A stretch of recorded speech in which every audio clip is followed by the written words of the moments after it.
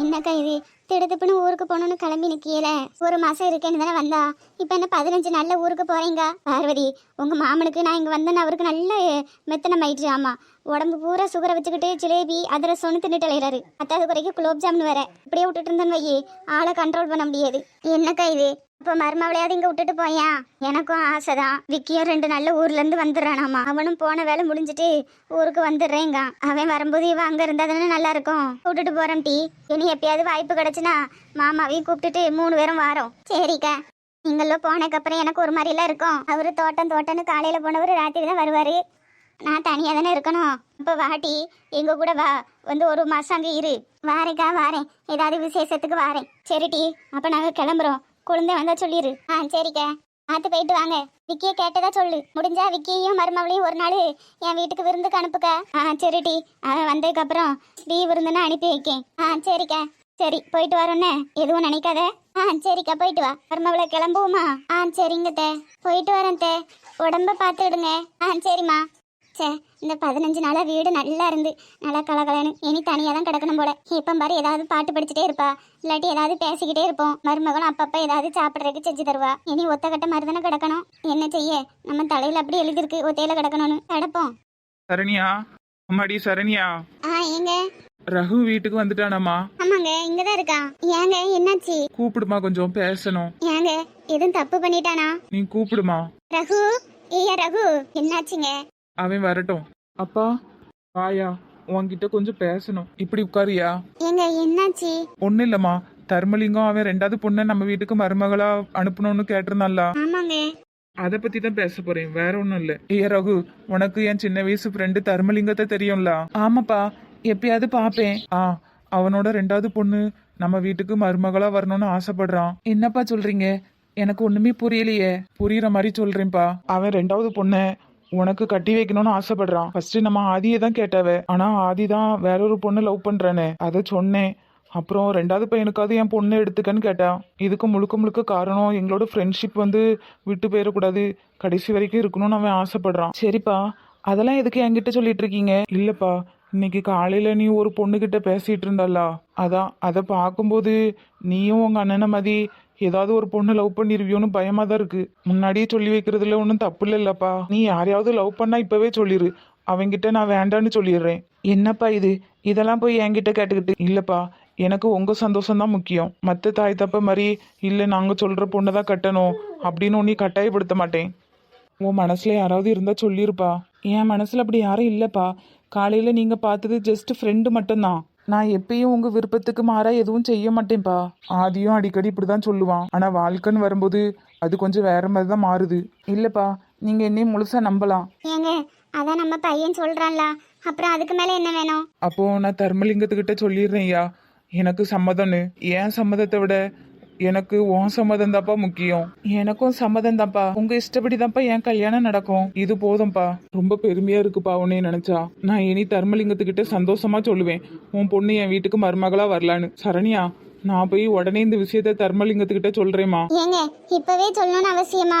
அவருக்கும் மூத்த பொண்ணு இருக்கு, அவர் மூத்த பொண்ணையும் கல்யாணம் முடிக்கணும். நமக்கும் மூத்ததா ஒரு பையன் இருக்கான், ஆதிக்கும் கல்யாணம் முடிக்கணும். இவைய கல்யாணத்துக்கு இன்னும் வருஷம் இருக்குங்க.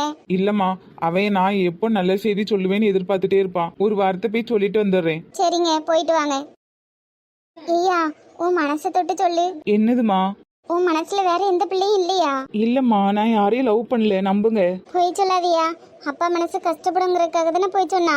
ஐயோ அம்மா, நம்புங்க, அப்படிலாம் எதுவும் இல்ல. இல்ல, உன் மேல எனக்கு சந்தேகமாவே இருக்கு. எல்லாரும் உன்னையதான் சொல்லுவாங்க, ஒரு 2வது பையன் அந்த பிள்ளைகிட்ட பேசுறான், இந்த பிள்ளைகிட்ட பேசுறான்னு. நான் கூட நினைப்பேன், அண்ணனுக்கு முன்னாடி இவன் இதான் பொண்ணு கூட்டிட்டு வந்துருவானு. ஏம்மா, அப்போ உன் மனசுல நான் இப்படிதான் இருந்திருக்கேன். என் மேல நம்பிக்கை இல்லாம தான் நீ இருந்திருக்க, அப்படிதானே? அப்படி இல்லையா, ஊர்ல எல்லாரும் சொல்லச்சல ஒருவேளை இருக்குமோ அப்படின்னு நினைப்பேன். ஆனா நீ இன்னைக்கு எதுவும் இல்லைன்னு சொல்லும்போது உன் மேல கொஞ்சம் சந்தேகமா தான் இருக்கு. உண்மையை சொல்றியா போய் சொல்றியா தெரியல. நம்புமா, அந்த மாதிரிலாம் எதுவும் இல்ல. அந்த அளவுக்கு நான் ஒருத்தம் கிடையாது. பேசுவேன், எல்லாருக்கிட்டையும் ஃப்ரெண்டா பேசுவேன், அவ்வளவுதான். மற்றபடி லவ்ங்கிற அளவுக்கு எந்த பொண்ணும் வரல. ரொம்ப சந்தோஷம்யா. எங்க நீயும் உங்க அண்ணனை மாதிரி ஏதாவது பொண்ணை கூட்டிட்டு வந்துருவியோன்னு பார்த்தேன். நல்ல வேலை, நீயாவது அப்பா அம்மா பாக்குற பொண்ணுக்கு சரின்னு சொன்னீங்க.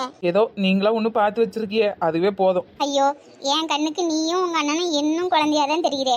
ஆனா கல்யாண வயசு வந்துட்டுன்னு உங்களுக்கு பொண்ணு பார்க்கும் போதுதான் தெரியுது. ஐயோ மாமா, என்ன மாமா இது, நீங்க போய் கார்லாம் தொடச்சுக்கிட்டு இதுல என்ன இருக்கு மாப்பிள்ள? இங்க இருந்து அவ்வளவு தூரம் போறீங்க, கண்ணாடிலாம் நல்லா கிளீனா இருந்தா தானே நல்லா இருக்கும். அதுவும் இல்லாம எவ்வளவு பெரிய ஆளா இருந்தா என்ன, நானும் ஒரு பொண்ணுக்கு அப்பா தானே, அதான். ரொம்ப தேங்க்ஸ் மாமா. என்ன மாப்பிள்ள, கார் தொடச்சதுக்கெல்லாம் போய் தேங்க்ஸ் சொல்லிக்கிட்டு? ஐயோ மாமா, நேத்து பணம் கொடுத்தீங்களே அதுக்கு எல்லாத்துக்குமே சேர்த்து தான் தேங்க்ஸ் மாமா. அட போங்க மாப்பிள்ள, என்கிட்ட இருக்கு, நான் கொடுத்து உதவுறேன் அவ்வளவுதான். அதுவும் இல்லாம உங்களுக்கு உதவி பண்ணாம நான் யாருக்கு உதவி பண்ண போறேன் சொல்லுங்க? என் பொண்ணும் நீங்களும் சந்தோஷமா இருந்தாலே போதும். ரொம்ப தேங்க்ஸ் மாமா. அட போங்க மாப்பிள்ள, சும்மா சும்மா தேங்க்ஸ் சொல்லிக்கிட்டு. ஏங்க ஆ, ரெடி ஆயாச்சா? ஆமாங்க, நல்ல நேரம் முடிய முந்தி அனுப்பி வச்சிடலாம். ஆ சரிம்மா. அடி பிரேமா. ஐயோ அப்பா, குழந்தை கையில பணம் எதுக்கு? பரவாயில்லம்மா, இருக்கட்டும், ஏதாவது செலவுக்கு ஆகும்ல, பார்த்து பத்திரமா கூட்டிட்டு போங்க மாப்பிள்ள. ஆ சரிங்க மாமா. அம்மாடி, ஏதாவது தேவைன்னா எனக்கு ஃபோன் பண்ணுமா, தயங்காம ஃபோன் பண்ணுன்னு. ஆ சரிப்பா, போயிட்டு வரேன்ப்பா. நீங்க அம்மாவை பாத்துக்கிடுங்க. ஆ சரிம்மா, பேசிட்டு வாமா. அம்மாடி, ஏதாவது உதவினா கேளு சரியா? நமக்கு யாருமே இல்லையேன்னு மட்டும் நினைக்காத. ஆ சரிங்கப்பா. அல்லி, குழந்தைய பத்திரமா பாத்துக்கமா. தடுப்பூசி வேற போட்டிருக்கு. 3 நாளைக்கு எப்படியும் காய்ச்சல் வரும். 6 மணி நேரத்துக்கு ஒருக்கா அவங்க கொடுத்த மருந்து கண்டிப்பா ஊத்தி விடுமா. ஆ சரிங்கம்மா. காய்ச்சல் அடிச்சாலும் அடிக்காட்டினாலும் அந்த மருந்தை கண்டிப்பா கொடுத்துருணுமா. ஆ சரிம்மா. அப்புறம் ஊசி போட்ட இடம் எப்படியும் வீக்கம் கொடுக்கும், ஐஸ் கட்டி வச்சு ஒத்தடம் கொடுமா. ஆ சரிம்மா. குழந்தைய பார்த்து பத்திரமா வச்சுக்கமா. ஆ சரிங்கம்மா, நான் போயிட்டு வரேன். உடம்ப பாத்துக்கோங்க. ஆ சரிம்மா, போயிட்டு வரேன்ப்பா. பார்த்து பத்திரமா போங்க மாப்பிள்ள. லதா, பொண்ணு அவ்வளவு தூரம் போகுதுன்னு அழுகையை கண்ட்ரோல் பண்ணி வச்சிருந்தேங்க. போகும்போது அழுதா நல்லா இருக்காதுல்ல. விடுமா, உன் கஷ்டம் எனக்கு புரியுது. பக்கத்துல இருந்தாலும் கூட அடிக்கடி போய் குழந்தையும் பார்த்துட்டு அள்ளியும் பார்த்துட்டு வரலாம். இவ்வளவு தூரத்துக்கு எப்படி? விடுமா, அழாத. எனக்கு லீவு கிடைக்கும் போது உன்னை கூட்டிட்டு போறேன். சரிங்க. அல்லி, ஆ மாமா. 2 நாள் நல்லா ஹாப்பியா இருந்தியாமா? ஏன் மாமா அப்படி கேக்குறீங்க? இல்ல, எப்பவுமே சிரிச்ச மூஞ்சோடயே இருந்தியே, அதான் கேட்டேன். ஆமா மாமா, 2 நாளா குழந்தைய லதாமா தான் பாத்துக்கிட்டாங்க. ராத்திரி நல்லா தூங்குனேன். ஏமா, அப்போ நம்ம வீட்ல உனக்கு அப்படி ரெஸ்ட் கிடைக்கலையா? அப்படி சொல்ல முடியாதுல்ல மாமா. குழந்தை அழுதாலும் நான் தான் பார்க்கணும், அது பாத்ரூம் போனாலும் நான் தான் பார்க்கணும், முழிச்சாலும் நான் தான் பார்க்கணும். ஆனா எனக்கு லதாமா வீட்ல அப்படி இல்ல, எல்லாமே அவங்களே பாத்துக்கிட்டாங்க. நான் ஃபுல் ரெஸ்ட் தான் எடுத்தேன். புரியுதுமா எனக்கு. 2 நாள் எப்படி போச்சுனே தெரியல மாமா, நல்லா இருந்துச்சு. அல்லி, நான் ஒன்னு சொல்றேன், கோவப்பட மாட்டியா? என்ன மாமா? நான் அவர்கிட்ட 11 லட்ச ரூபா வாங்கினேமா. யார்கிட்ட?